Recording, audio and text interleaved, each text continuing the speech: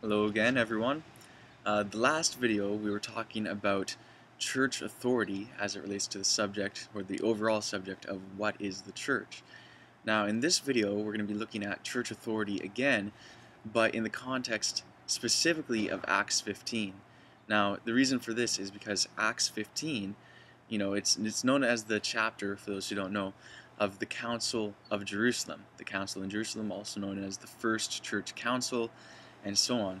And the reason why we're going to be taking a close look at this chapter is because this chapter has been used to say that, a group of men can, decide doctrine, essentially, for the church at large. Or, if and there's been times I've asked certain people, well, where in the Bible does it give the authority for somebody to decide doctrine for someone else? And the place that is pointed to is Acts chapter 15. And it's also pointed to as the place of the first church creed, essentially. And we're going to be looking at these different things. What is this church council? Was there a creed that was written at this time? Now, a whole nother aspect of this chapter, which we will look into as well during this video, because it's important to understand the context, and it's another thing that has been greatly misused in this chapter, is the aspect of the law. Now, the law in this chapter is relevant especially as it relates to Gentiles in the context, but of course it's relevant to Jewish believers as well.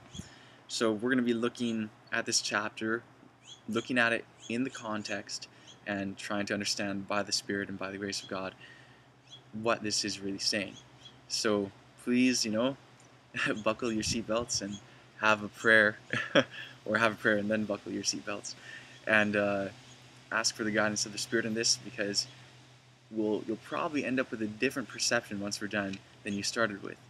But that's what we're looking for, right? We want to grow in understanding of truth and in grace of God. So without further ado, we'll get into the chapter. Now, this chapter, the book of Acts, is basically dealing with the time period after Christ has left, so now they are without that visible head in a physical sense, but they have the guidance of the Spirit. The Comforter has come, and now they're dealing with all these different things that are arising in the church. So before we read the chapter, I'm just going to quickly state what the overall conception of what Acts 15 is about from the Sunday-keeping Protestant point of view, and also from the Catholic point of view, because it's relatively the same. So the conception is that there's a group of men, Judaizers, and they were saying we must keep the law. And then the council at Jerusalem met, and it was the first church council, or people use the term general assembly. It's people pattern all the different church councils, like the Council of Nicaea and so on and so forth. All these councils are supposed to be patterned after this council in Acts. And so basically the picture is that there was Judaizers. They were saying you need to keep the law of Moses. There was a general conference meeting, or a general council meeting, in which they were deciding the truth of the matter. And at the end, they decided that no, we no longer need to keep the law, and basically that's it. Gentiles don't need to keep the law, and that was what was decided. The only things that were given were not to have idolatry, essentially.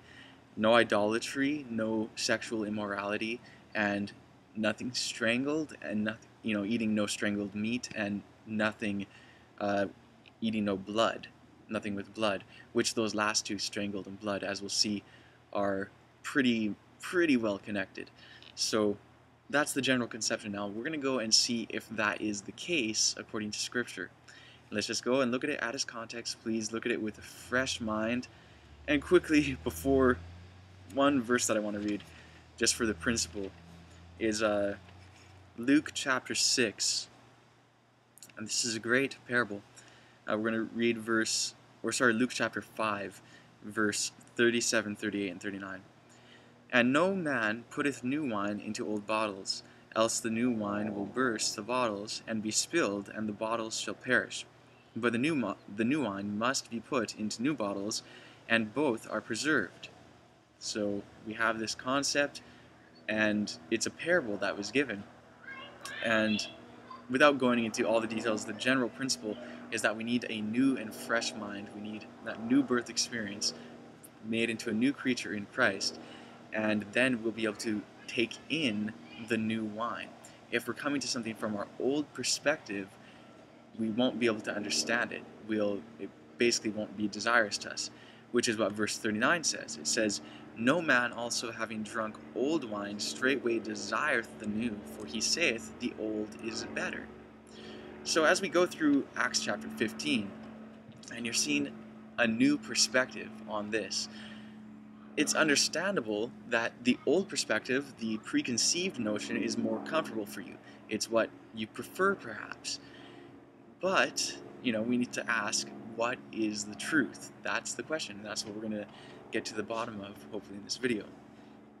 So, what is often not done with Acts 15 is starting with Acts 14. So we're going to start with Acts 14 just to get a little bit more of the context, and we're going to go all the way up to verse 35 of Acts 15, because once you get to verse 36, it kind of leaves the subject of the council in Jerusalem. So, Acts chapter 14, verse 25. "And when they had preached the word in Perga, they went down into Attalia, and thence sailed to Antioch, from whence they had been recommended to the grace of God for the work which they fulfilled.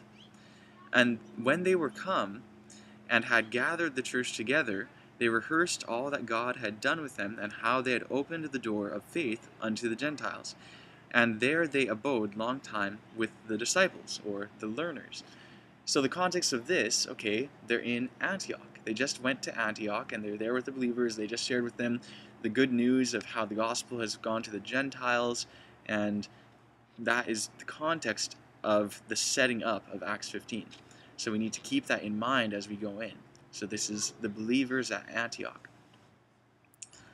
Acts 15, verse 1. "And certain men which came down from Judea taught the brethren, and said, Except ye be circumcised after the manner of Moses, ye cannot be saved." So do you get what's happening? There are certain men from Judea, and actually they're from Jerusalem, which is according to both verse 2 and verse 24. So we'll read verse 2 and then verse 24 as well, to show that they came from Jerusalem. But these men, they came from Jerusalem, and then they started teaching that unless you are circumcised, you will not be saved. In fact, you need to be circumcised in order to be saved. That's what they're teaching. So the context of this, first of all, point number one, main point, what these people were teaching is salvation by works, saying that you need to be circumcised in order to be saved. Now, question, is that true? Second question, has that ever been true? The reason why I ask that is because many people assume that some great change is taking place here in Acts 15, when the reality of it is that, read Hebrews 11. According to Hebrews 11, throughout the whole history of the world, people have been saved by grace and through faith, not by, circumcision or any other thing for that matter. And so let me ask you another question, just for the principle. Are you saved by not lying? Okay, well, you answered it. Is it good not to lie? Okay, well, I'm sure I don't even need to say it. You get the picture, right? Okay, so quickly we're going to just narrow in on this to see that they're from Jerusalem.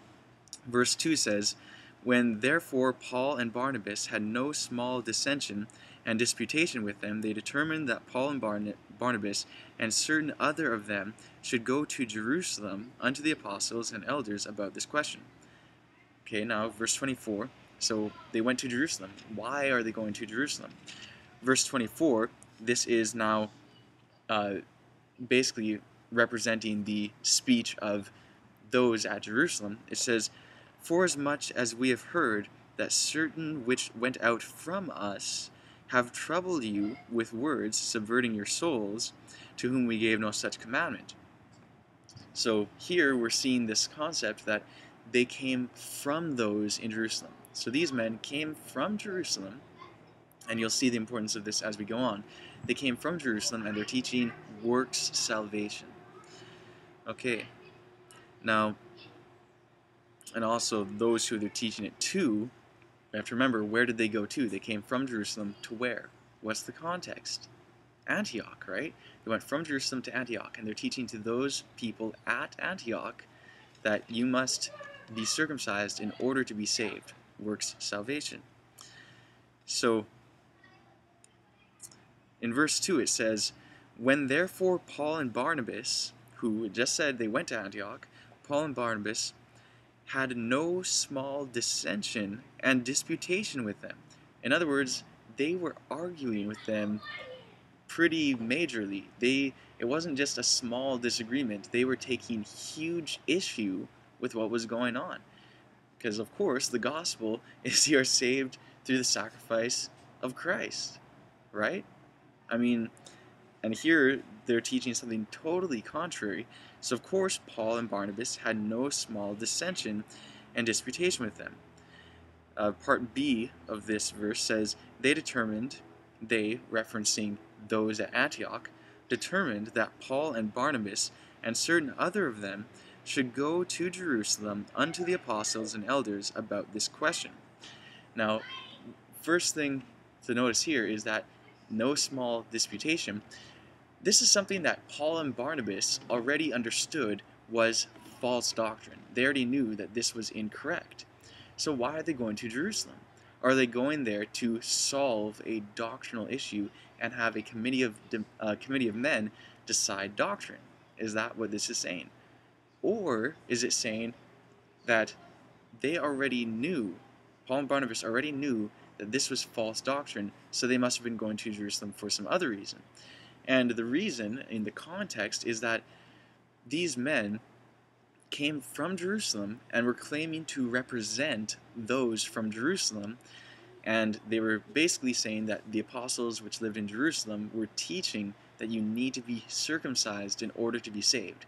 So it's not only that they themselves were saying it, but they were saying that these men in Jerusalem had authority to decide doctrine, and they were saying that, you need to be circumcised in order to be saved. Now, how do we know this? Well, one is just the obvious context of them, going to Jerusalem for this purpose, when there's kind of no other reason to go, because they already knew it was false doctrine. They didn't need to ask the apostles about that. So what they had to ask them about was, are you actually teaching what these guys say you're teaching? They're clarifying a false report in reality. And also in verse 24, when the apostles replied to this, listen to their reply. It says, forasmuch as we have heard that certain men went out from us, having troubled you with words, subverting your souls, to whom we gave no such commandment. So notice it's saying, look, we didn't give them commandment. Who is the to whom? To whom we gave no such commandment? To those who were giving this false report. In other words, it was said that they did give them that commandment. And now the apostles in Jerusalem are clarifying and saying, look, we did not give them any such commandment. We did not tell them to teach you that you're saved by circumcision. And now, of course, another thing that lets you know that this was the case is that in verse 30, it says, so when they were dismissed, they came to Antioch, and when they had gathered the multitude together, they delivered the epistle, because they ended up writing them an epistle, which we'll get to, which they read. They rejoiced for the consolation. And Judas and Silas, being prophets also themselves, exhorted the brethren with many words, and confirmed them. In other words, they sent Judas and Silas to Antioch to go back with them to clarify. So they actually sent people from themselves back. Now, if it was just a doctrinal thing, there'd be no reason to send people from there as representatives to clarify the issue. You could just send Paul and Barnabas, or you could just send the letter. But because it was claimed that those in Jerusalem were teaching works salvation, or teaching that you need to be circumcised in order to be saved, then they had to send representatives saying, look, this is not what we're teaching. Do you get the difference? One is just purely doctrinal. You make a creed, you state it, and that's done. The other is, hey, look, you are accusing me of saying something that I'm not saying. I need to clarify this. So that's what we see happening here in Acts 15. So notice those in Antioch were getting this false report, so they go to Jerusalem to clarify it with those to whom the issue pertained. It's logical, it makes sense. So now we're going to move on. Actually, one more thing about verse 2 is it says that they should go up to Jerusalem unto the apostles and elders about this question. What was the question? The question was about salvation. Is it that we need to keep the law in order to be saved? Are we saved by works, or are we saved by grace through faith? This was the question. So continuing on, verse 3. And being brought on their way by the church, they passed through Phoenice and Samaria, declaring the turning of the Gentiles, and they caused great joy unto all the brethren. So notice something here. This is on their way to Jerusalem. So they're there in Antioch. They received this false report from these brethren. They're going to go and clarify it to see if that's what the apostles in Jerusalem are actually teaching. And on their way, they stop at Phoenice and Samaria. But notice, they didn't bring anyone with them. And there's no record through the rest of the chapter, as we'll see, of people from those places being there. So if this was a church council or a general church assembly, as many purport it to be, why aren't they bringing people from other places? Moreover, even before that, if you read in Acts 14, which we already read a little bit at the end, they went to Perga and they went to Attalia, and they went, even before that, it talks about them being in Pisidia and Pamphylia as well. So they were at all these places, and even I'm just looking further up, and it talks about Lystra and all these other places. If this was supposed to be a church council or a general meeting, a general conference, a assembly of the church at large, usually when churches do this, or denominations, they bring delegates from all over. So if that's what is really going on here, why is it that they're not bringing people from other places? So we're going to just keep going and see more of the context of this. Okay, and also to point out, it says they were declaring the turning of the Gentiles, or the conversion. The reason why I use the word turning there, rather than conversion as it may say in some of your translations, is because this word turning shows up later in the chapter, and it's significant how it's used. Anyways, they're proclaiming this thing about the Gentiles. So why is it? Is it just, this is just what they do, they just proclaim this thing about the Gentiles, and it has nothing to do with the rest of the context of Acts 15? Well, I'm going to suggest no. In fact, the reason why they're proclaiming this is because the Gentiles being turned, that in itself is showing, hey look, they are receiving grace, they're being saved, even before they know about the law, before they know about Sabbath and commandments and feast days and all these other things. They're being, saved. It's quite something. So this is why they're even bringing this up. They're declaring this thing about, hey look, the Gentiles are being saved, the Gentiles are being brought in. So how do you say that you must be circumcised in order to be saved when they're already saved and they're not circumcised? So we're going to look at a couple passages that show this as well. Romans chapter 4, verses 8 to 13 deals with this very, very nicely.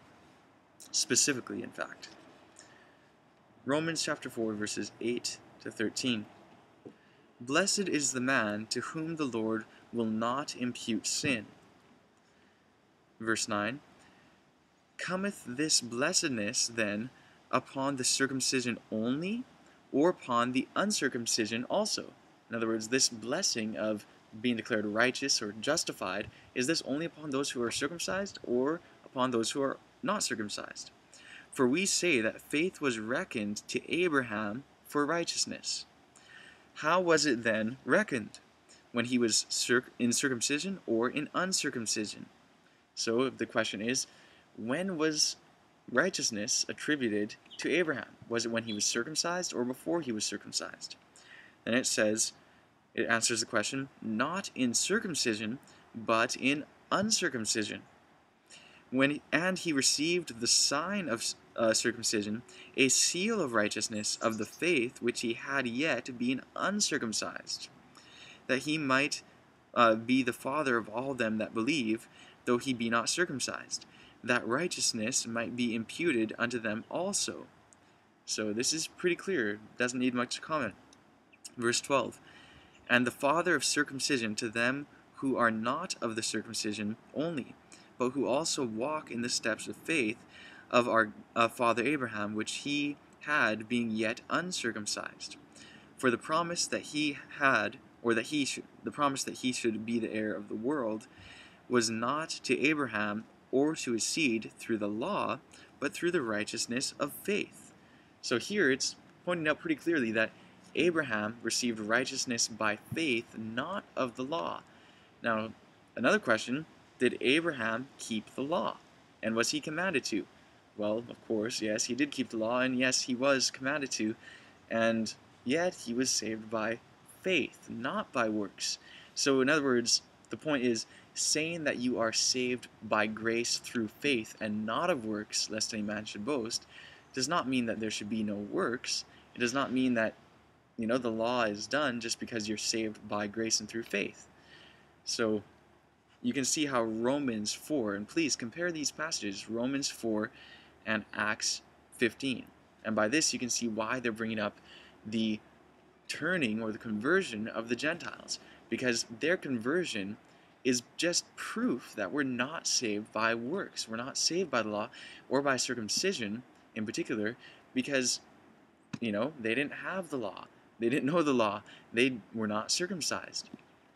Now, the reason why circumcision was such a hot issue and why it's the topic of discussion here and in Galatians and in Romans 4 is because circumcision was held to such high regard among the Jewish people, especially at that time, that, there's some quotes out there, I don't remember them off the top of my head, but different rabbis have said very, very high things about circumcision. It's held up to such a high regard, it's almost idolatrous, not by all Jews and not necessarily the same way exactly today as it was then, but this is the basic situation.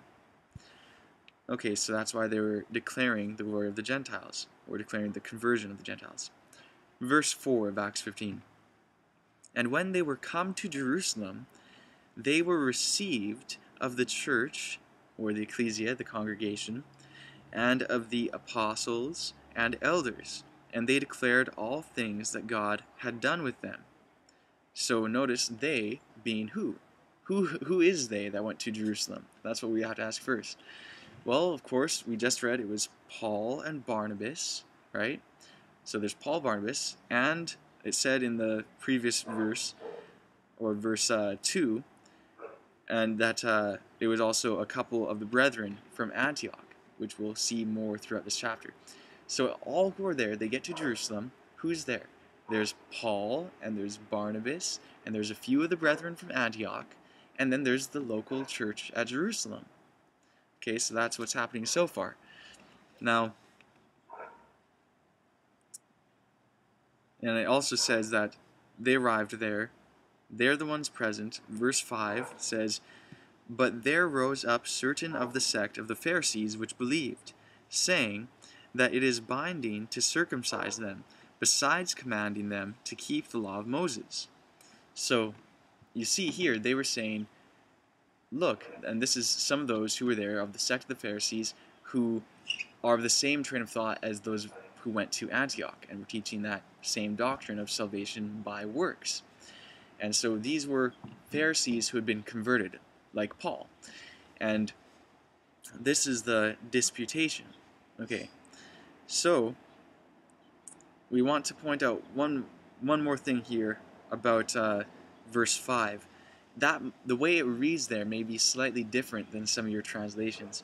The King James says, But there arose up certain of the sect of the Pharisees which believed, saying that it was needful to circumcise and to command them to keep the law of Moses. Now the thing is, the word "and" there, in Greek the word "and" is kai. Now the word kai does not appear in this verse. It's the word te, and the word te means binding, or sorry, not binding, the word te means besides.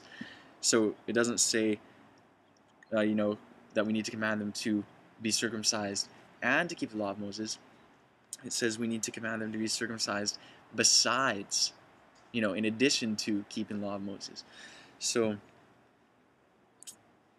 basically it's assumed, in other words, it is already assumed that they'll be telling them to keep the law of Moses, and then the added aspect of circumcision is what they were really emphasizing, which we saw in verse 1.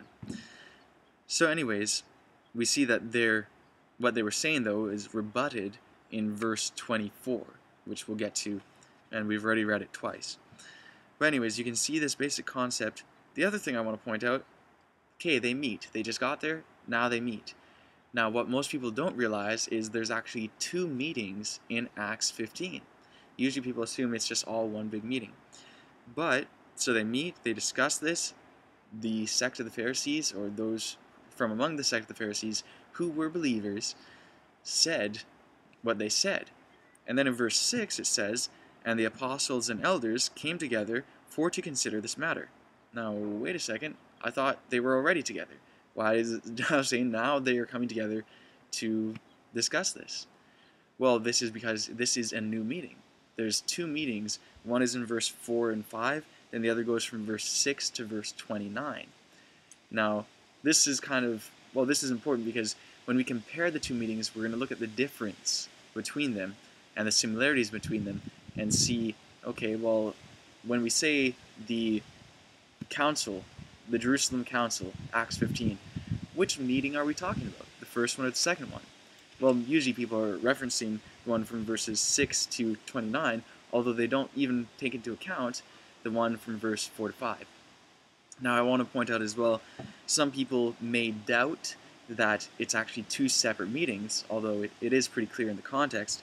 But if somebody's doubting, one reason why they might doubt is because it does not explicitly describe the closing of the first meeting. But I just want to point out that's a common thing in Scripture. One example of that, if you read 1 Kings chapter 1 and verses 22 to 32, you'll see clearly there's a series of meetings there with David when he's on his deathbed, and it keeps on describing the beginning of all these meetings, and it never describes when they end. It's almost like, there was Bathsheba, she was there, and then Nathan came, and then Bathsheba came, and so wait, I thought she was already there, and then Nathan came again, and you go and read it, and you'll see how different meetings in the Bible are described like that, where they won't tell you the end of the meeting, they'll just tell you the beginning. But it's very clear that another meeting has commenced because it's telling you a new beginning, a new coming together of people. So anyways, that's verse 6. It says, "And the apostles and elders came together for to consider this matter." So we saw that at the first meeting, we saw that the people who were there were Paul, Barnabas, a few of the brethren from Antioch, and the local church in Jerusalem. Now at this meeting, who is there? Well, we see in verse 6 it mentions the apostles and elders, but then we also see in verse 22, it says, "Then pleased it the apostles and elders with the whole church to send chosen men of their own company to Antioch with Paul and Barnabas." So here it's pretty clear that those who were at the second meeting were the exact same people who were at the first meeting. Paul, Barnabas, a few brethren from Antioch, and the local church at Jerusalem.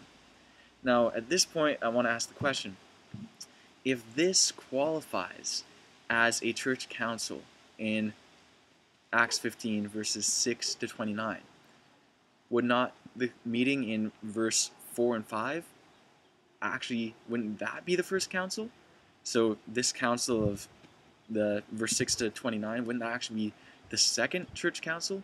And both councils were in Jerusalem, so shouldn't we say the councils of Jerusalem, or the Jerusalem councils? But the other thing is, is this really a council under the definition of how we define it? In other words, we say that this is what we pattern all of our church councils after today. But if that's so, I mean, really all this is some people from a local congregation, Antioch, and then some other people from another local congregation, Jerusalem, and there's confusion over what one group is saying amongst the other group. And now they're meeting together, a few of the ones from one local church just going to another local church to meet and just discuss something that's an issue between, having to do with a confusion from people from one congregation to the other. So, in other words, it's a local church meeting with a couple people from another church. If that qualifies as a general council, or a general conference meeting, or a church council, or an assembly of the church at large, well then, I guess anytime that we have a meeting of a local church with a few brethren from another local church, that qualifies just as much as a church council. You get the point here. It's not really the way people portray it. Where's the delegates? Where's the big situation? That's not what we read in the text, is it? So let's just keep reading, and we need to keep in mind we need to have very text-driven results to our theology. And we'll see how it really affects how we operate. So continuing on in verse 7. And when they had been much disputing, so this is the second meeting in Jerusalem, when they had been much disputing, Peter rose up and said unto them, Men and brethren, ye are being versed in the fact how that from the days of old God made choice among us that the Gentiles by my mouth should hear the word of the gospel and believe. So he says, okay guys, we're disputing all this stuff, but we know that it was written in the scriptures ahead of time. In other words, we are being made aware of the fact that from the days of old, from the days of the prophets, they prophesied that the word would be made known to the Gentiles. And of course, we know that this is referenced later in Acts 15 verses 16 and 17 actually quote Amos 9 verses 11 and 12 concerning the bringing in of the Gentiles. And we won't go and read all these other verses right now, but if you read Isaiah 54 verse 3, that's one of these prophecies that he's referencing in a general sense. Then there's also Isaiah 54 verse 3 and also Isaiah 65 verse 1 also discusses this, amongst many other passages, but those are two examples if you'd like to check it out. Now, verse 8, it says, And God, which knoweth the hearts, bare them witness, giving them the Holy Ghost, even as he did unto us, and put no difference between us and them, purifying their hearts by faith. So he's saying, look, God showed them the same grace and mercy as he's showed to us, them being Gentiles, us being Jews. So that's what he's laying out, and we've already kind of discussed the reasons why he's bringing in this aspect of the Gentiles in connection to salvation by works versus salvation by grace and through faith. Verse 10 says, and this is still Peter talking here, verse 10, Now therefore why tempt ye God to put a yoke upon the neck of the learners, which neither our fathers nor we were able to bear? So he's saying, look, why are you putting this yoke on them? Now what is the yoke? Many people say the yoke is the law. It's the law of God. That's what they say the yoke is. Well, actually in the context, the yoke is salvation by works, or trying to earn your own salvation. How do we know that that's the yoke? Well, that is what they were discussing, remember? In verse 1 it says, And certain men which came down from Judea taught the brethren, and said, Except ye be circumcised after the manner of Moses, ye cannot be saved. Right? And that we just saw, that's why they're even discussing the conversion of the Gentiles, because it proves that point so well that they're saved without the law. They're not saved by the law. They are saved by grace through faith.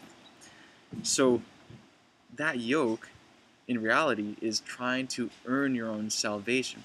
And of course, in the next verse, verse 11, That's made very clear. Now I'm going to read 10 and 11 again so you get the real context. It says, "Now therefore why tempt ye God to put a yoke upon the neck of the learners, which neither our fathers nor we were able to bear?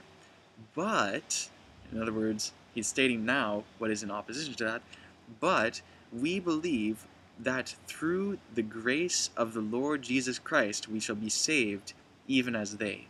In other words, it's by grace through faith, not by works. So in other words, that's what he's contrasting the yoke with. The yoke he's contrasting with being saved through grace. He's not contrasting the yoke with lawlessness. You know what I'm saying? If the yoke is keeping the law, he'd be contrasting it with not keeping the law. But that's not what he's contrasting it with. He's contrasting it with being saved by grace through faith in Jesus Christ. So obviously the yoke is trying to be saved by your works. That's clearly the context. The other thing that I want to point out is the impossibility of the yoke being in reference to the law. Now, the reason why I say that is, I mean, if we go back to Psalm chapter 1, for example, and you can read this all throughout the Psalms, so we'll look at a couple examples. Psalm chapter 1, verse 1 and 2. "Blessed is the man that walketh not in the counsel of the ungodly, nor standeth in the way of sinners, nor sitteth in the seat of the scornful. But his delight is in the law of the Lord, and in his law doth he meditate day and night." So here it's describing those who are, true to the Lord. Their delight is in the law of the Lord. That's very, very different than the law being a yoke of bondage. Now also, we're not going to read it, but you can read Psalm chapter 119, verse 70, verse 77, and verse 174. But now we're going to look here also at Paul and see what he says about the law and see if he describes it as being any sort of yoke. So let's look at Romans chapter 7, verse 14, 16, and then verse 22. Verse 14, he says, "For we know that the law is spiritual." Verse 16, he says, "I consent unto the law that it is good." Verse 22, he says, "For I delight in the law of God after the inward man." So the law is something that's being described both in the Old Testament and the New Testament as being something delightsome, delightful, being something good, and very, very different from being bondage. We also have 1 John chapter 5, verse 3, which testifies to this in very clear terms.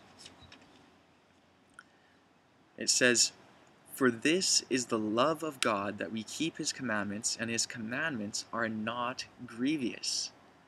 So the previous verses were stated in the positive, saying it's delightsome, it's good, the law, that is. But here in 1 John 5:3, it's stating it in the negative, saying the commandments are not grievous. It's not bondage, it's not a yoke. So hopefully this is becoming more and more apparent as we go on. So we're going to go on to verse 12 now. It says, "Then all the multitude kept silence and gave audience to Barnabas and Paul, declaring what miracles and wonders God had wrought among the Gentiles by them." And we've already discussed why they're discussing and why they're emphasizing so much the turning or bringing in of the Gentiles. Verse 13, "And after they had held their peace, James answered, saying, Men and brethren, hearken unto me. Simon hath declared how God at first did visit the Gentiles to take out of them a people for his name. And to this agree the words of the prophets, as it is written, After this I will return, and will build again the tabernacle of David, which is fallen down, and I will build again the ruins thereof, and I will set it up, that the residue of men might seek after the Lord, and all the Gentiles upon whom my name is called, saith the Lord, who doeth all these things. Known unto God are all his works from the beginning of the world."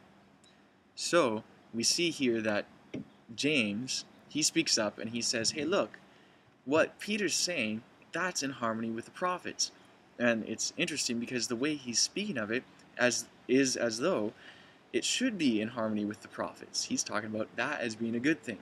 In other words, what we see in the New Testament should be in harmony with what we see in the Old Testament. You can't just come along and undo things. And to kind of get a picture of what that's like, imagine if someone came along today, for any of you out there who are Christians, and said, okay, well, Christianity, that was the old way. Now, here's the new way, and it doesn't even harmonize with what we knew as Christianity. That's what Christianity today is doing with the Old Testament. We're saying, yeah, it was there, but now this is the new way, and it doesn't matter if it harmonizes with the old way. It doesn't matter if it contradicts it or not, because this is just the new way. Well, is that really realistic? Let's look at Isaiah chapter 8, verse 20. And this is a test. It says, "To the law and to the testimony, if they speak not according to this word, it is because there is no light in them."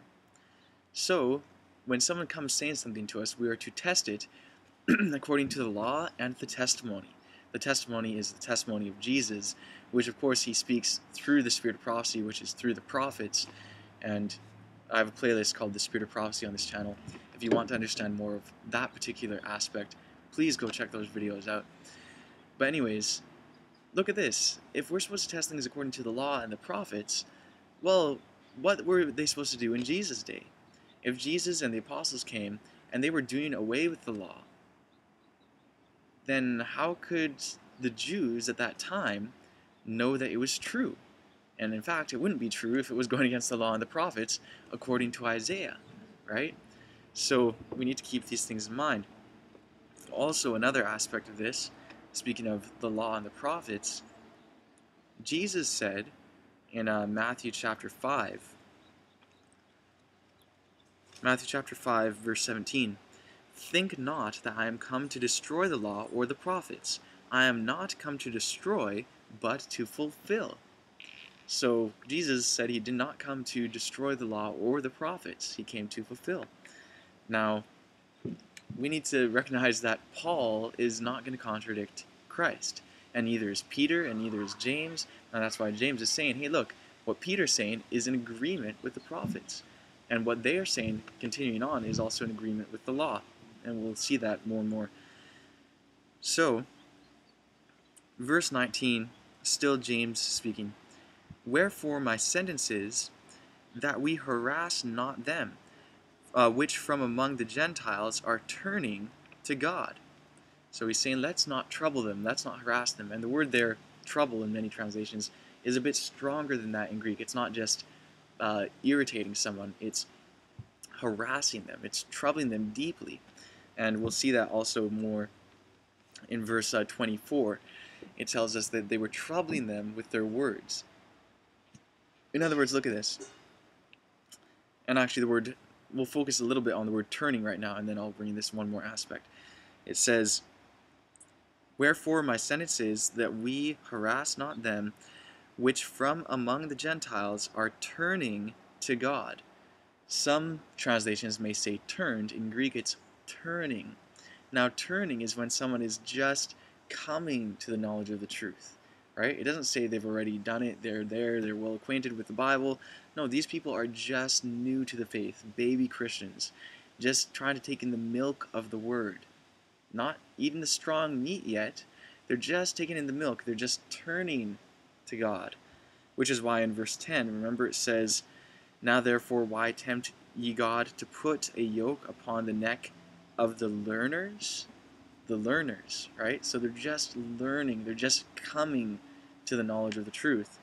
Also in verse 10, to point out, it's saying that that is tempting God. It's tempting God. In other words, when you're teaching someone that you must be saved through works, you're putting God in a bad light. You're putting him in a bad position. And also putting them in a bad position, putting them in bondage. You're harassing them with your words. Why? Okay, let's just look at this practically. Someone's new to the faith. They're just coming in, learning about Jesus Christ, learning about the Messiah, learning about the God of Israel. Again, these guys are Gentiles. They've come from paganism. Just learning about the God of Israel. And now they're being told that if they are going to be saved, they have to be circumcised. They have to do all these things in order to be saved. When the first thing they heard was that it's by grace and faith in Jesus Christ. And so of course it's really bothering them when they're hearing this. And so, they're going and clarifying this issue. So anyways, they're turning to God, they're new to the faith, and that's important to keep in mind. So this is what the thing that James is suggesting. He says, I'll read verse 19 and 20 again. Wherefore my sentence is that we harass not them which from among the Gentiles are turning to God, but that we write unto them that they abstain from pollutions of idols, and from fornication, or sexual immorality, and from things strangled, and from blood. So notice here, he's saying, abstain from these things. So those who are turning, those who are just new to the faith, he doesn't say this is a rule for all people everywhere at every stage of their Christian experience or their walk with God. He just says, for those who are turning, those among the Gentiles who are just coming to faith, these are the things that we give to them. Now, some people use this and say, oh, well, these are the things, and the rest of the law is done away with. Or they'll just say the whole law is done away with, not even realizing that all these things are from within the law of Moses, or the law of the Lord. And, I won't read all these verses here, but it's interesting to note that as far as the idols, that's in the Old Testament, Exodus chapter 20, verse 4. Also, Leviticus 19:4. Now, this is kind of an interesting part here. It says, so that's, to abstain from pollutions by idols. Stay away from idolatry. That's Leviticus 19:4. And then sexual immorality. Or not immorality, sexual immorality. It's that's recorded in Leviticus 18. And then it says things strangled and things that have been, things with blood in them. Now that's in Leviticus 17. Do you notice something interesting there? Leviticus, the setup of this is, you have idolatry, sexual immorality, and then things strangled and things with blood in them. Now that exact setup is Leviticus 19, Leviticus 18, and Leviticus 17. It's kind of interesting. It seems to be a pattern there. So James is obviously taking this straight from the Torah, or straight from the law of Moses, the Old Testament scriptures, and particularly in this instance, the book of Leviticus. So he points out these things. I just want to mention about strangled. I mentioned earlier in the video that that is very connected with the blood issue.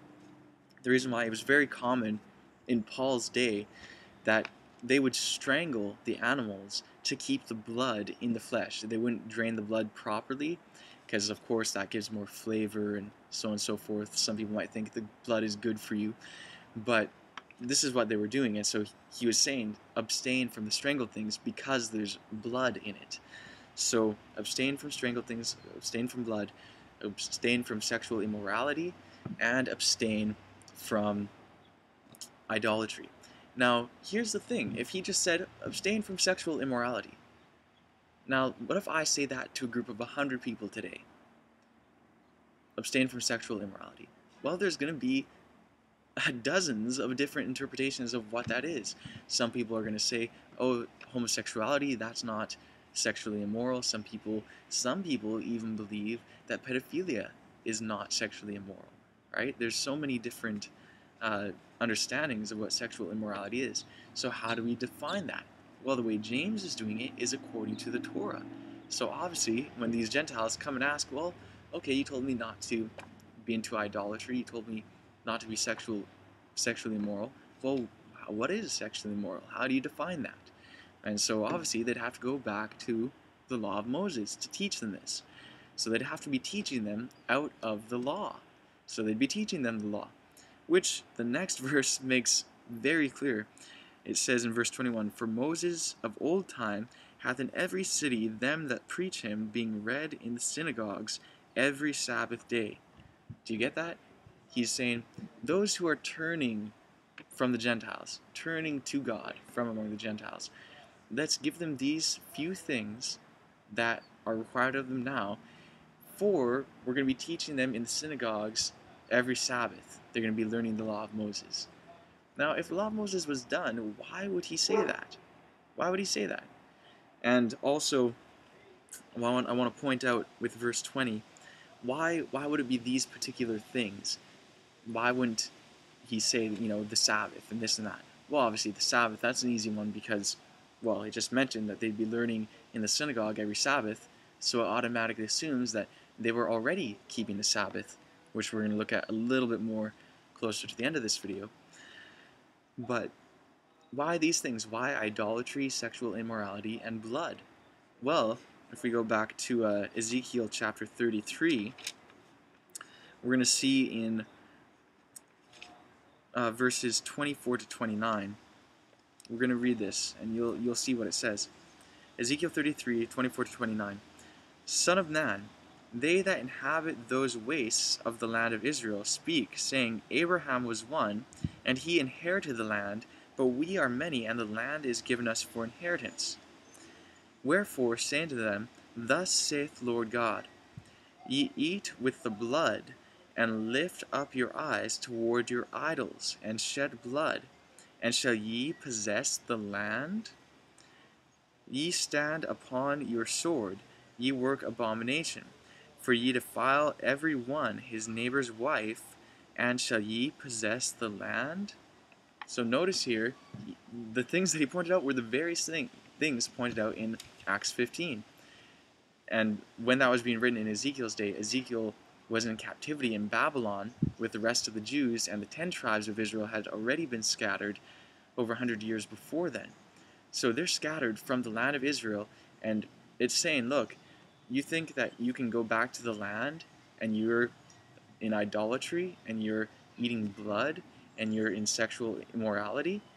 So in other words, the things that Israel was accused of as to why they could not return to their land and the kingdom of Judah could not be reestablished was because, well, they were in those very things that are being pointed out in Acts 15. So the reason why these things are being pulled in is because they're seeing the fulfillment of some of these prophecies, okay? And they're recognizing, they just quoted in verse 16 and 17, Amos chapter 9, verses 11 and 12. Now, if you go read Amos 9, you'll see the context of it, and it's a far bigger picture than what took place in the days of the apostles. So they were seeing a partial fulfillment of these things, and they knew that if they partook of these things, sexual immorality, blood, and idolatry, they knew, according to Ezekiel, that they would be cast out of their land, and these things, the rest of these prophecies, would not get to be fulfilled in their day. So that's why it was so important that those particular things, were at the forefront, because they didn't want to be, going into exile again, because they had returned and they're there in Jerusalem. So that's the context of this. Now, going to verse 22, it says, Then pleased it the apostles and elders with the whole church to send chosen men of their own company to Antioch with Paul and Barnabas, namely Judas, surnamed Barsabbas, and Silas, chief men among the brethren.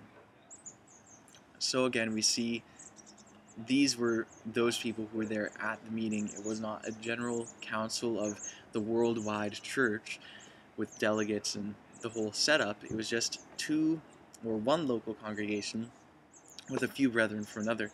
And so now they are sending to clarify what the claim of the certain men of verse 1. They're going to clarify and say, hey, look, we're not teaching what they say we're teaching. So they're sending, along with Paul and Barnabas, Silas and Judas.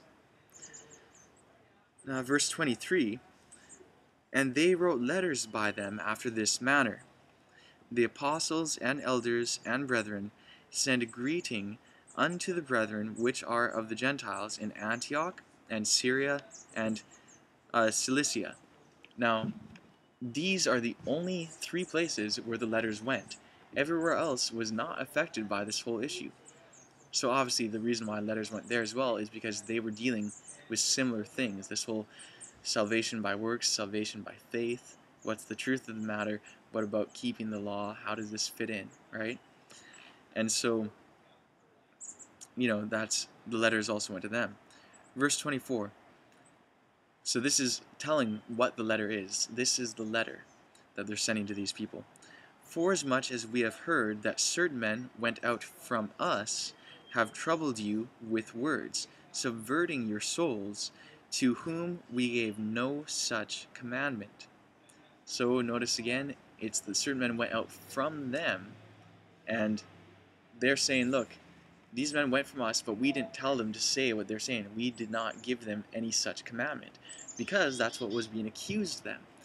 So I want to point out as well that this verse again may read slightly different in your translation. If you're reading from the King James, it reads, "Forasmuch as we have heard that certain men which went out from us have troubled you with words, subverting your souls, saying, Ye must be circumcised and keep the law, to whom we gave no such commandment."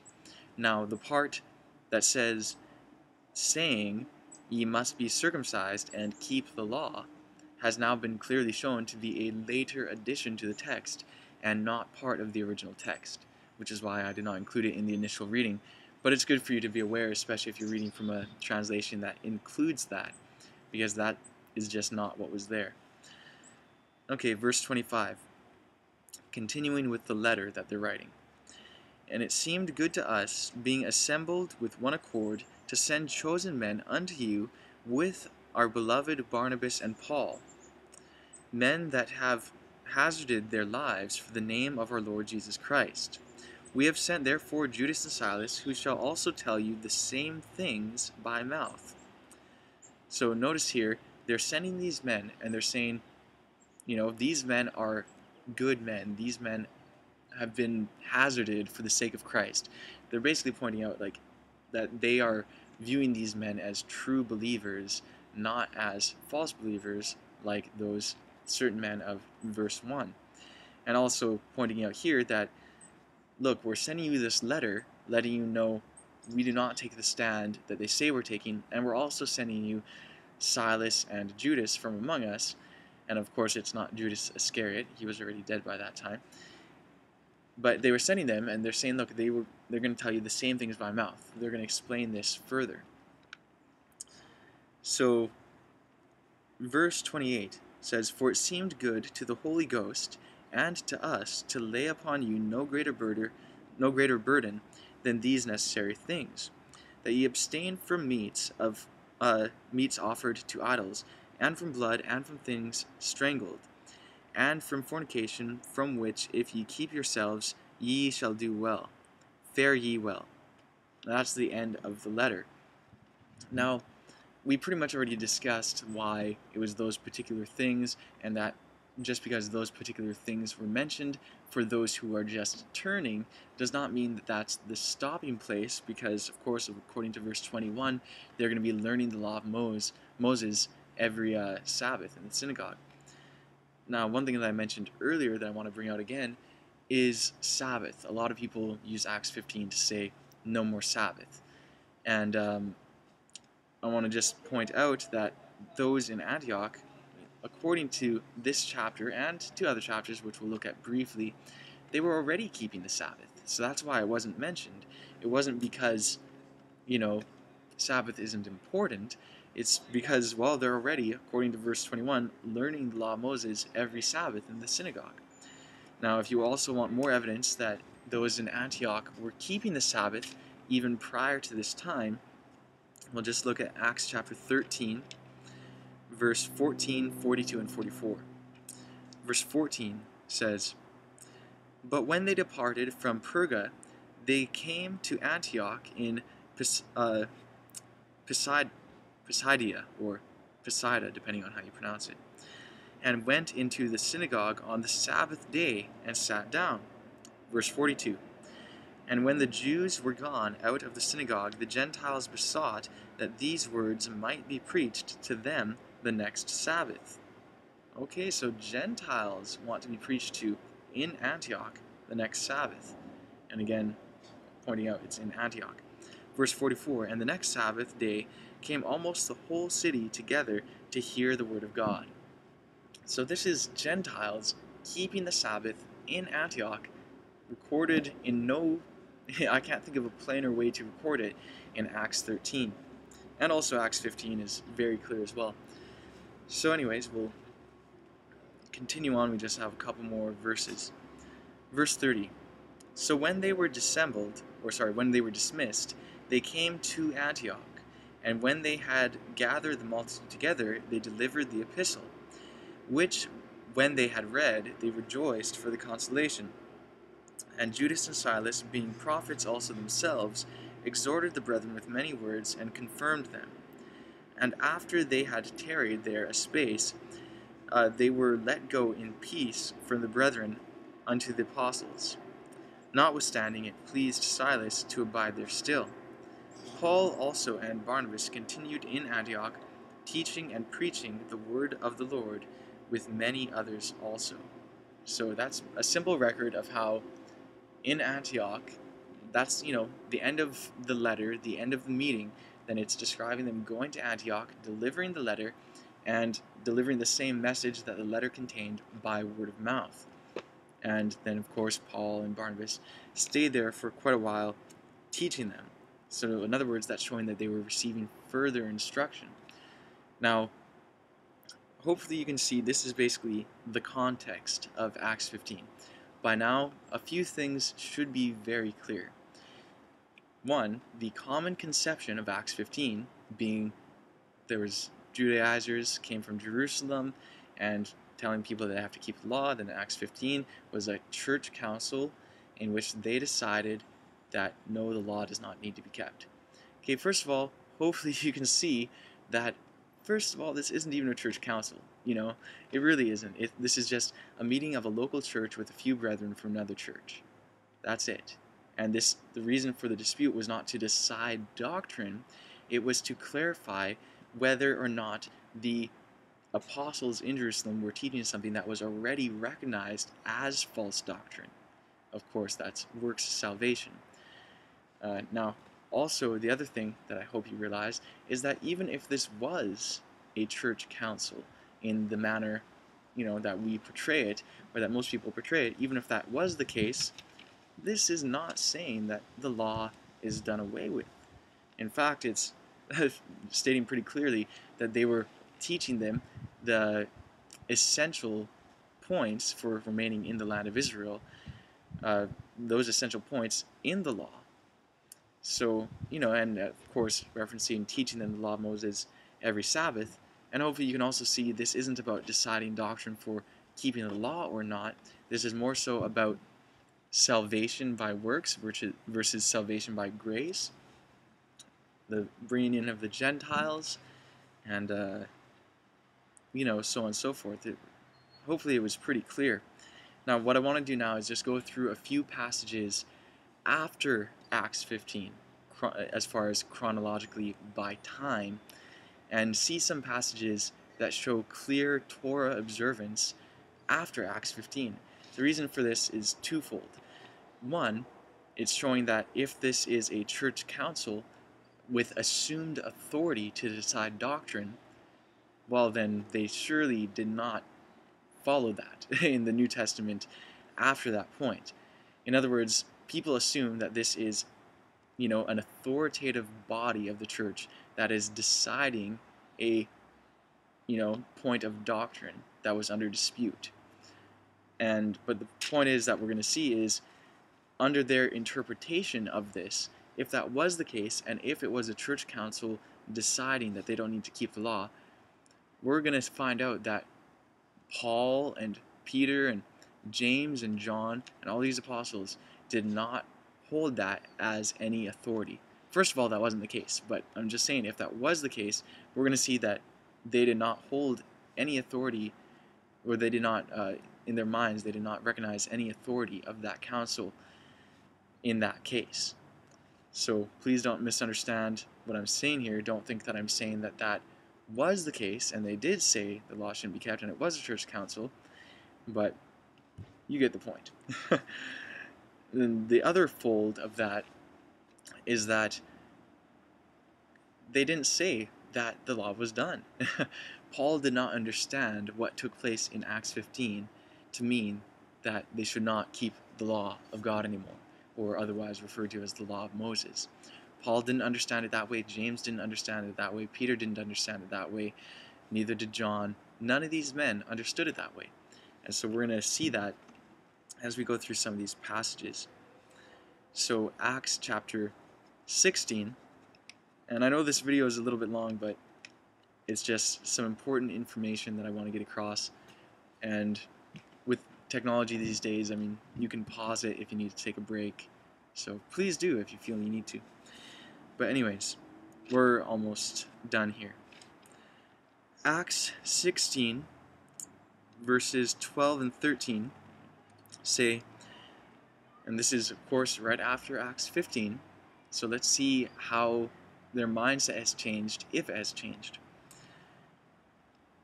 And from thence to Philippi, which is the chief city of that part of Macedonia, and a colony, and we were in that city abiding certain days. And on the Sabbath we went out of the city by a riverside, where prayer was wont to be made, and we sat down, and spake unto the women who which resorted there. So, in other words, it was the Sabbath day. They're keeping the Sabbath here after Acts 15, which of course makes sense in the context of Acts 15, just not how people normally interpret it. Now, going down to verse 19 of this same chapter, it says, and when her masters saw, and just a brief summary of what was between these verses actually, basically what happened, it was the Sabbath day, there was a woman, she was possessed by demons, and she was basically a fortune teller, or she had the spirit of divination, is what it says in King James. And she was following them around, Paul and Barnabas, and saying, or actually Paul and Silas, following Paul and Silas around and saying, oh, these men have the spirit of Jesus, and like proclaiming it aloud, and you know, just following them around doing that, and they kind of had enough of it, and they cast the demon out of her, which made her unable to practice her divination. And so the people at the marketplace, who basically were her employers, were upset at this situation. So that's why it says in verse 19, and when her masters saw that the hope of their gains was gone, they caught Paul and Silas, and drew them into the marketplace unto the rulers, and brought them to the magistrates, saying, these men, being Jews, do exceedingly trouble our city, and teach customs which are not lawful for us to receive, neither to observe, being Romans. Notice something interesting here. Why is he pointing them out as being Jews? Obviously, they were recognized as being Jews, but not only recognized, but he's pointing it out as something that's part of the issue. They're being Jews, and they're teaching customs that are not lawful for them to do and observe. So what Jewish customs do you think Paul was teaching that a Roman couldn't observe? And of course, according to the verse, it's something that can be received and something that can be observed. So what Jewish custom was Paul teaching? Notice he's teaching it to Gentiles. This is in Philippi. He's teaching these customs to Gentiles. What could it be? Well, I know I can think of one. Well, clearly, the day that they were on, it was the Sabbath day, right? But notice it's customs, plural. There's more than one custom. It's not just the Sabbath. What else could there be? Well, I know some other customs that are considered Jewish that can be observed and received, well, such as the feast days, the new moons, and all the laws of the Torah, the daily, which is another thing we'll get into in some of these studies. So hopefully you can see that that's what was going on there. Now, a couple other quick things going on to Philippi. The next time they went to Philippi was Acts chapter 20, verse 6. And it says, and we sailed away from Philippi, so leaving Philippi, after the days of unleavened bread, and came unto them to Troas in 5 days, where we abode 7 days. So notice they sailed from Philippi after the days of unleavened bread. Unleavened bread, you can read about that in Leviticus 23. It's right after Passover, although the term Passover is used to include the whole event. So this is basically talking about Passover observance, or Feast of Unleavened Bread. So here Paul is observing this even way after the council, or the supposed council, so-called council of Acts 15. And, why would he wait till after unleavened bread to, leave Philippi? And it should be pretty clear, if you put these texts together, if you put Acts 16 together with Acts 20, you can easily see that this unleavened bread is one of the customs that Paul was teaching, that they were accusing him of and saying it's not lawful for us to receive these Jewish customs. Why? Because the Jews could live there, but they couldn't proselytize. So we're going to look at Philippians 4, verse 9, since we're looking at things dealing with Philippi at the present. And we're going to see something interesting that Paul says. Philippians 4:9. Those things which ye have both learned and received and heard and seen in me, do, and the God of peace shall be with you. So what things did they learn from Paul? What things did they receive from him and see him do and heard him do that they are supposed to do? Well, what we have on record is he was keeping the Sabbath and he was keeping the feast days. We have that on record, and he was telling them to do so and even being accused of it by the Romans. So you can see really the situation here should be plain. So a few more things of Torah observance after Acts 15. We see Acts 17 verse 2. It says, and Paul, as his manner was, interesting, went in unto them, and 3 Sabbath days reasoned with them out of the Scriptures. So it was Paul's custom, his manner, to reason with people in the synagogues on the Sabbath days. So he was keeping the Sabbath. Now also we have Acts chapter 18, verse 4. And he reasoned in the synagogue every Sabbath, and persuaded the Jews and the Greeks. Verse 21. But bade them farewell, saying, I must by all means keep this feast that cometh in Jerusalem, but I will return again unto God, if God will. And he sailed from Ephesus. So he's saying, I must keep this feast in Jerusalem. Well, he isn't saying, I must go there because I want to be among them and have influence on them to convert them. No, he was saying, I'm going to keep the feast. Now, of course, he wants to introduce people to Christ as well. No problem. That's not under dispute. But the thing is, it's not saying that the only reason he went was to do that. That's not what it says. You can assume that. You can, portray that onto the text, but that's not what the text says. It says that he went to keep the feast in Jerusalem. So, continuing on, we also have Acts chapter 21, verses 17 to 26. Now this is interesting because it directly references back to Acts 15. It says, and when we were come to Jerusalem, the brethren received us gladly. So this is coming to Jerusalem again after Acts 15. And the day following, Paul went in with us unto James, and all the elders were present. And when he had saluted them, he declared particularly what things God had wrought among the Gentiles by his ministry. And when they heard it, they glorified the Lord, and said unto him, Thou seest, brother, how many thousands of Jews there are which believe, and they are all zealous of the law. Notice these Jews are zealous of the law, and they believe. Verse 21. And they are informed of thee, that thou teachest all the Jews which are among the Gentiles to forsake Moses, saying that they ought not to circumcise their children, neither to walk after the customs. Notice again, it's referring to these things as customs, but it's saying that Paul was being accused of teaching people not to observe the law of Moses. But notice what it says, verse 22. What is it therefore? The multitude must needs come together, for they will hear that thou art come. Do therefore this, that we say to thee, we have 4 men which have a vow on them. Take them and purify thyself them take, and purify thyself with them, and be at charges with them, that they may shave their heads, and all may know that those things whereof they were informed concerning thee are nothing, but that thou thyself also walkest orderly, and keepest the law. Please notice what this is saying. This is very black and white, very clear. It's clearly saying this report was being given by Paul, but it was a false report. James says it was nothing. It's pointless. It's worthless. It's a,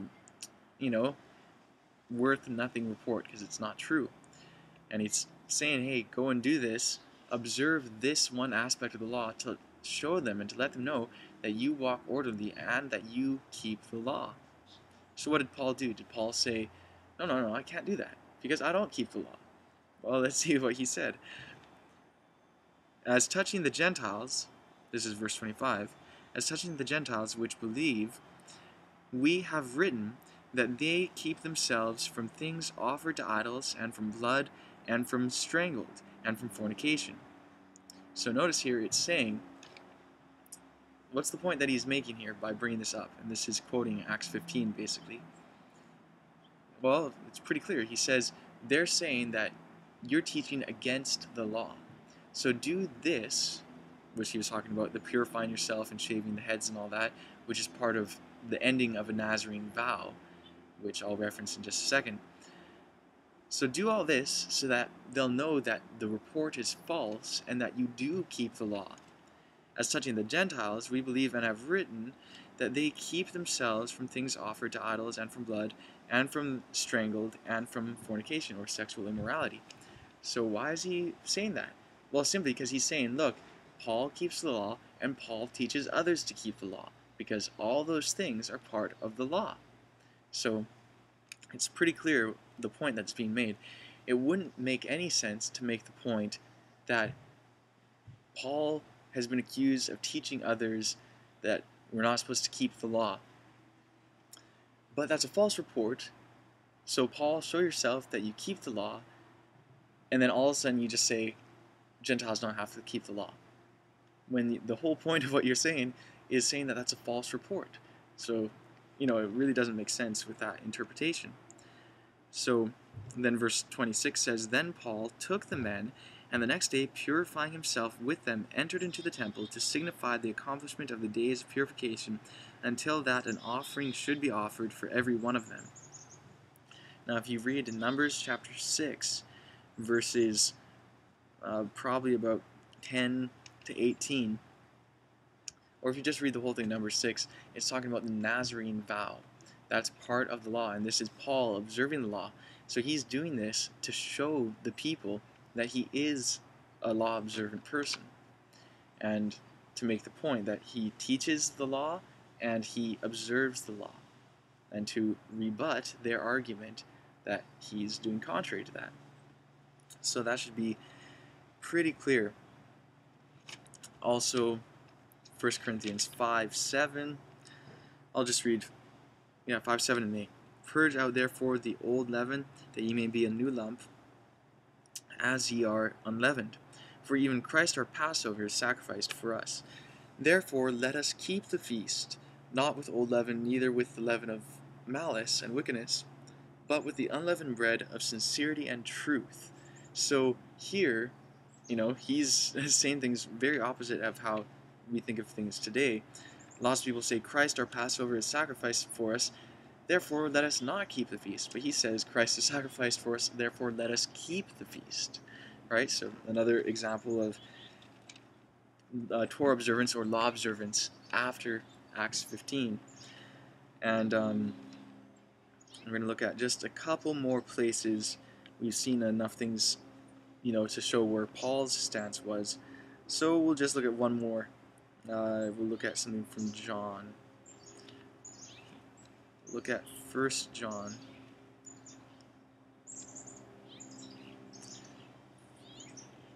Okay, 1 John chapter 2, verse 3. And hereby we do know that we know him, if we keep his commandments. He that saith, I know him, and keepeth not his commandments, is a liar, and the truth is not in him. 1 John 3:4, Whosoever committeth sin transgresseth also the law, for sin is the transgression of the law. So are we supposed to sin? Is sinning okay? Well, according to this, sinning is breaking the law. So if we say it's okay to break the law, it's okay. We're saying that it's okay to sin. Now, we'll look at one more thing here. 1 John chapter 5, verses 2 and 3. By this we know that we love the children of God, when we love God and keep his commandments. For this is the love of God, that we keep his commandments, and his commandments are not grievous. So, and actually one more thing, because I just noticed it right here on the page. 2 John chapter 1, since it's only one chapter, verse 6. And this is love, that we walk after his commandments. This is the commandment, that as ye have heard from the beginning, ye should walk in it. So as we've heard from the beginning, which goes back to Moses and even beyond, that's what we're supposed to do. That's the love of God, to keep his commandments. So that basically sums up that point. And again, summing up that point, the reason why we just looked at those passages dealing with law observance from the apostles after Acts 15 is to show 2 points. One is that they did not understand Acts 15 as having done away with the law. The second point is that the assumption that Acts 15 is a church council deciding something and having authority, and what is being decided is that we're not supposed to keep the law. What that would be showing, if that was the case, is that Paul and John and all the apostles did not regard the supposed authority of that church council. And another helicopter seems to be going past, so sorry if it's distracting you. So that's the summary of that. Basic summary of the whole thing now. Acts 15, this is in the subject of church authority.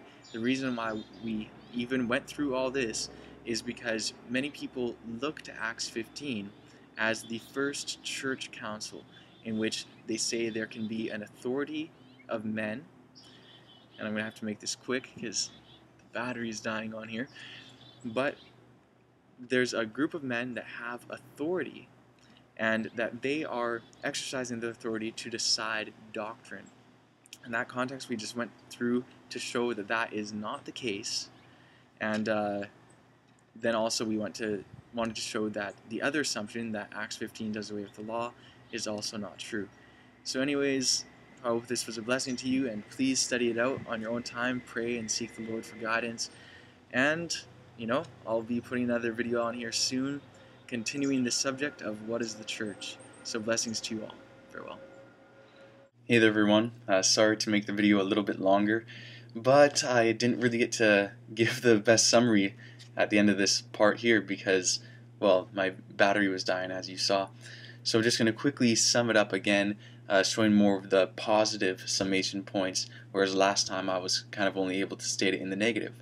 So basically the first aspect that we saw of Acts 15, we were examining whether or not it is as people say it is. That being, of course, that Acts 15 is the first council of the church. And, in the type of setting as, the Council of Nicaea or a general conference meeting or however you want to term it. But what we found out is that all Acts 15 is the meeting of the local church of Jerusalem with a few brethren from another church over an issue that was basically confined within local congregations, not within the church as a body. So that's the first thing we found. The second aspect of that is in relation to the law, because it is taught by the majority of people out there that Acts 15 decided, or the council at Acts 15 decided, that Gentiles especially do not have to keep the law anymore. And so this is used against Sabbath observance and observance of the feast days and just general Torah observance or keeping the law of Moses. But what we found out is that even within Acts 15, it says that the Gentiles were learning the law every Sabbath, and also even the minimum requirements that were given to the Gentiles who were just turning to the faith those are all from within the law. And then we also found that after Acts 15 was already done, Paul, as well as other apostles, were continuing to keep the law. So that basically sums up the points, and hopefully it was all clear. If you have any questions or comments, please leave them below in the comments box, or you could send me a private message, whichever your preference is. Alright, well, thank you for watching and listening, and may the Lord be with you in your investigation.